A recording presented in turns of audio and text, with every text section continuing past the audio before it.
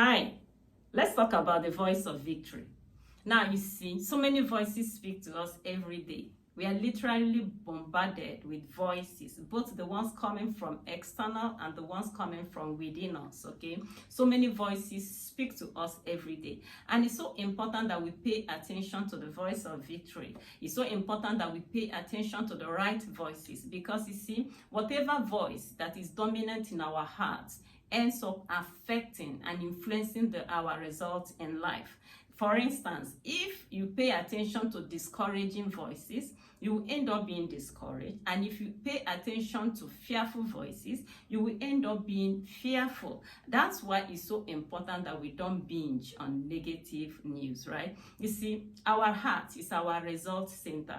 And there are two gates that lead into our heart, and they are the ear gates and the eye gates. And that's why it's so important what we watch or what we hear.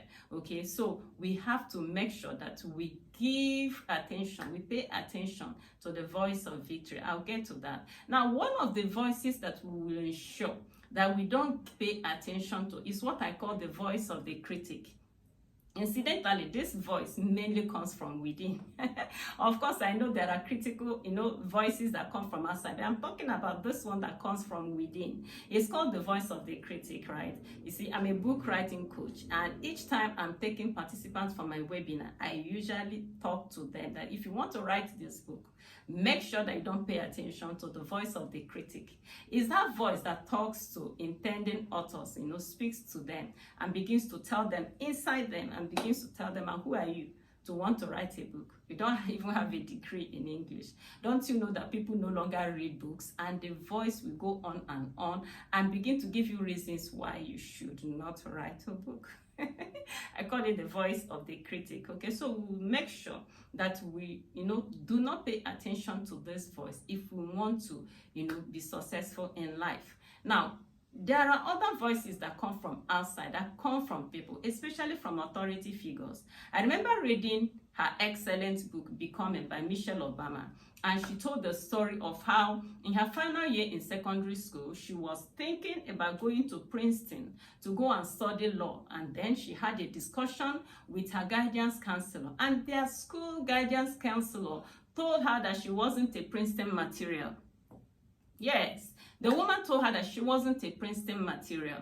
But that Michelle Obama ignored that voice. That's what to do. She ignored that voice and went ahead and went to Princeton and excelled there.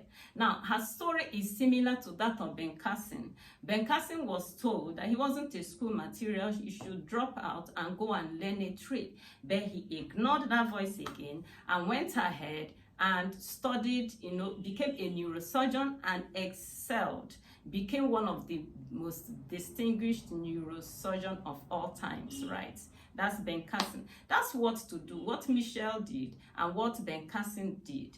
Ignoring the voices that tells you you can't do it. Okay, ignore those voices. But unfortunately, there are too many people who do not know how to reject these voices, and they end up allowing those voices to destroy their lives. I remember going for a burial in my village last year, okay? And then in that burial, one of my aunts came, okay? She came and slept over in our house. And she told me her story. Her first day in school, she went to school with one of my other aunts. And they said in the school, they did a homework. The very first homework she was given in school, she didn't do well in it. And the teacher called her Olodo. Olodo is a word that means, an unintelligent person. The teacher didn't stop at calling her Olodo, but the teacher allowed the other students in the class, the other pupils in the class, to mock her. And she went home that day and never went back to school again. And what pained me so much that this aunt of mine, such a beautiful woman, okay, both her and her friend that didn't go back to school, they were both very beautiful people. So they allowed the voice of discouragement of an insensitive teacher to rob them of education, okay? Just recently, I think sometime last month, a woman contacted me, wanted me to write an article to encourage young people, that are going through trying times, not to give up on their lives. The woman told me that a particular young girl in her neighborhood just took her life. The girl died, committed suicide, and then the suicide note she left for her mom was said that, she said that she was tired of her mom's critical voice, okay, always nagging her and criticizing her because she got pregnant outside wedlock. So she decided to end it and to go and rest, according to her. Okay, so that is what some people do. But I want to encourage you today. Don't listen to those voices. Don't get yourself discouraged. The better approach is what Michelle Obama did and what Dr. Ben Carson did. Ignore those voices and go ahead and become great. And that's why I celebrate a particular woman in the Bible. She's called the woman with the issue of blood. That's how the Bible described her, the woman with the issue of blood. This woman was said to have been sick for 12 years. She had an issue. She had a challenge. She was sick for 12 years. And the Bible said that she went from doctor to doctor. She went to so many places looking for health and healing. But at the end of the day, she got a lot of discouraging remarks. I believe some of the doctors told her that her sickness was beyond redemption. But, she had the voice of victory. She chose to, listen to the voice of victory. She told herself, when she heard that Jesus was in town, she said, if I may touch the hem of his garment, I will be made whole.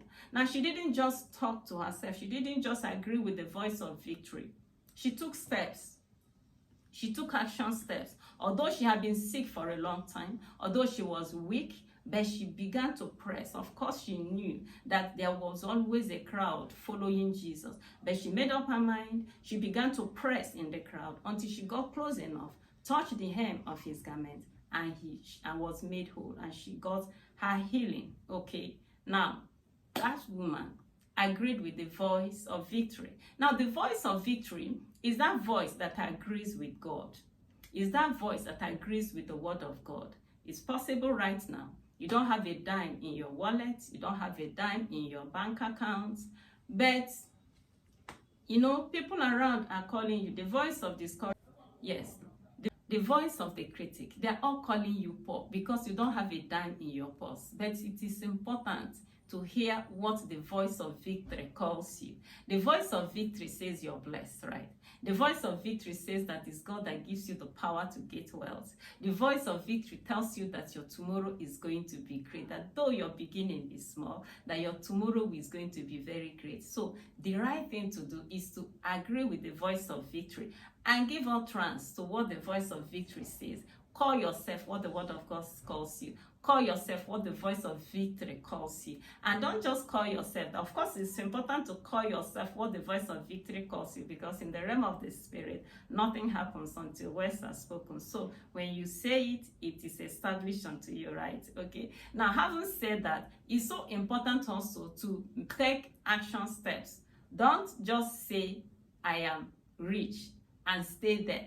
Just go ahead, take steps. What do you need to do if you want to get wealthy? Acquire a skill, read the relevant books, do the things that need to be done so that eventually the voice of victory will be established for you. The beautiful thing is this: whatever God calls you, if you agree with that and call yourself that consistently over a period of time, you become that, okay? So make sure that you don't become passive. If you're sick, and you see that the voice of victory calls you healed. The voice of victory says, by his stripes, I am healed. Do something. Read the necessary book. Find out about that sickness. What do you need to do? Do you need to adjust your lifestyle? Do you need to adjust your diet? Just like my pastor did years ago when he was, declared sick. When the doctors were thinking that what he was suffering from was incurable. He read the book, God's information, adjusted his lifestyle, adjusted his diet, and he became well. That's what I'm saying. So you agree with the voice of victory, and then you take action steps, okay? You take the right action steps that will ensure that you get the results you want. It was Pastor Rick Warren that said that if you remain consistent long enough, and you can figure out how to do just anything. That was what the woman with the issue of blood did. For 12 years, she didn't give up. She continued to try options. She continued to take action steps until she was able to get her health and her healing restored. Okay, that's my prayer for you today, that you begin to listen to the right voice, begin to pay attention to the voice of victory, hear the voice of victory consistently, and begin to declare what the voice of victory says, and begin also to take action step in line with the voice of victory. If you can do this, nothing will stop you. If you can do this, you will get to the top. If you can do that, you will succeed massively. Thank you so much for being a part of this beautiful video. I encourage you, if you've not subscribed to my channel, please subscribe and look out for the next video that YouTube will be suggesting to you. Until I come your way next time, keep thriving.